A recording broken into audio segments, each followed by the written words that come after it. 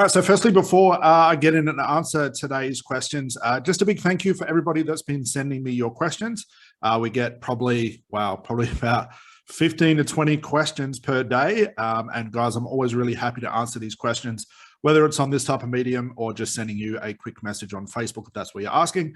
So thank you for that. So if you are interested in asking me a question, you want me to answer it like this in a video, just reach out to me on social media. I'll leave a link below. That's the easiest place to find me on Facebook. Send me a friend request, but also send me through your question and I'll be sure to answer on something like this. But let's get into today's question. So today's is my hypnosis clients, or my clients' hypnosis results, only last for about a week to 14 days. Why is this? Does this mean I need to do more hypnosis with them, or am I missing something? So yeah, good question. Well, this is quite a loaded question. So your clients' results are only lasting for a week or so. So there's many ways I can answer this, but I think the easiest thing is just to point out two of the biggest issues with more the traditional type trainings around therapy and coaching and hypnotherapy and things like that. And the common issues that arise from that type of hypnotic type of intervention, where it's like the eyes closed, relax, walk down the stairs. And then, once your client is in a so-called trance, you give them positive suggestions. Let's talk about it in that context. So if your client's results are only lasting for a week, if not 2 weeks, doing more hypnosis is not necessarily the best option. And there are two common things that I see for most therapists who struggle with this. And these two things are this. Number one, we all know about the root cause. Everybody talks about the root cause. Everyone knows that in order to heal a client's problem, we have to go for the root cause. We've got to figure out what that is and heal that. Because we know when a client says, I have anxiety, or in my case, it was the client saying, I'm a smoker, I can't quit, or I have PTSD, or I have weight issues, whatever it is, we know these are symptoms. And the reason we know this is because a client's problem, just like our own problems, exist in the unconscious mind. And the only way that we can describe what we're feeling and what we want to heal is by talking about the symptoms. So if you spend your time in the therapy sessions fixing the symptoms, we know it's not going to relieve the root cause, which means their problem's going to come back. Now, this also leads to another big problem, and more of like a presupposition or a conclusion that a lot of therapists and coaches sort of find themselves in is this. They'll go into a session locked into like one type of therapy. Like an example of this would be like, all root cause problems exist from like anxiety. That's a common thing that goes around. And my view on that is that's impossible to know that, because we know all clients are different. All their problems are different. They have their different needs and desires and motivations. So once you start to categorize people into this is the root cause for all my clients' problems, you now lock yourself into this is the one way to do things. And unfortunately, when it comes to therapy and working with people, there is no such thing as one way to do things. That's impossible because everybody is different. So if you go into the session concluding that you know where a client's root cause problem is, you are now locked yourself into that position. And thus you now lock yourself also into the position that there is only a specific technique that will solve this problem. And you can see this is pretty common in like Facebook groups. I'll see people say like, my client has anxiety, what's the best technique to use? And then you'll get a myriad of answers and opinions and stuff like that. And that's an impossible question to answer, because if your client has anxiety and that's all you know, they've just presented a symptom. So it doesn't matter what technique or what strategy you use, you're only going to resolve the symptom. The only way to know and find out what the real root cause is to talk to your clients about their problem, figure out the dynamics of the problem, the parameters of the problem, what the problem is, what the problem isn't.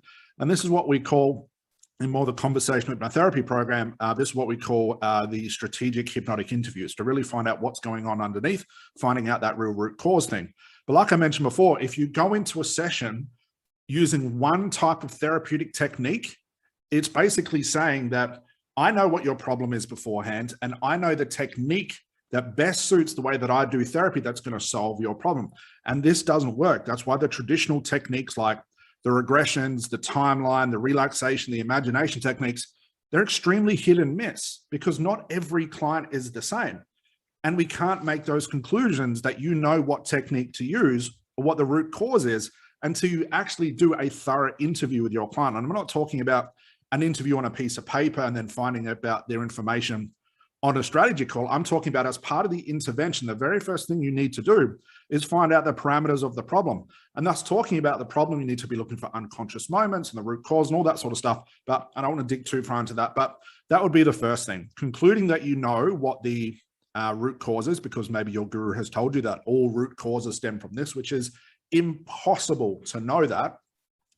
Second is secondly to that is the technique thing. When you're stuck with one type of technique, like step 1, step 2, step 3, and step 4 should be the outcome, you're now concluding that all clients are the same.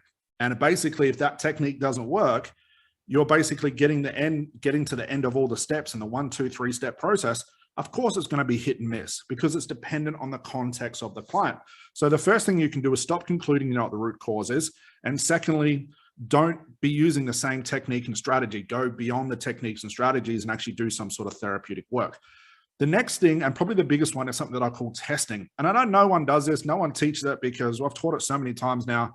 And I've got students from different academies and different gurus and stuff like that. And they've never heard of this stuff.